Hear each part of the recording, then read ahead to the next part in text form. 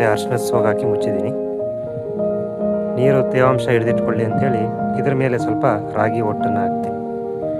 ಸಾಧಾರಣವಾಗಿ ಮಾರಾಟ ಮಾಡಲಿಕ್ಕಾದರೆ ರಾಗಿ ಒಟ್ಟನ್ನು ಹಾಕಕ್ಕೆ ಹೋಗಬೇಡಿ. ಯಾಕೆಂದರೆ ಒಟ್ಟಲ್ಲಿ ಒಂದಷ್ಟು ರಾಗಿ ಉಳಿದುಕೊಂಡಿರುತ್ತೆ. ಸೊ ಉಳ್ಕೊಂಡಿರೋವಂಥ ರಾಗಿ ನಿಮಗೆ ನೋಡಿ ಈ ಥರ ರಾಗಿ ಇರುತ್ತೆ, ಅದರಲ್ಲಿ ಅದು ಈ ಥರ ಮೊಳಕೆ ಬರುವಂಥ ಚಾನ್ಸಸ್ ಇರುತ್ತೆ.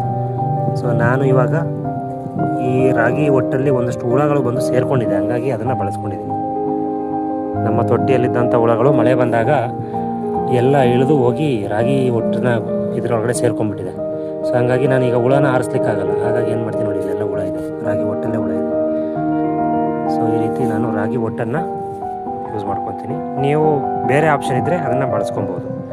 ಅಥವಾ ನೆನೆಸಿರೋ ಅಂಥದ್ದನ್ನು ಮೊದಲೇ ನೆನೆಸಿರೋವಂಥದ್ದನ್ನು ಹಾಕಿದ್ರೆ ನೋಡಿ ಈ ಥರ ತೇವಾಂಶ ಹಿಡಿದಿಟ್ಕೋಬೇಕು. ನೋಡಿ ಇದರಲ್ಲಿ ನೀರಿನಂಶ ಇದೆ, ಮೊದಲೇ ನೆನೆಸಿಟ್ಟಿದ್ರೆ ತುಂಬ ಒಳ್ಳೆಯದು.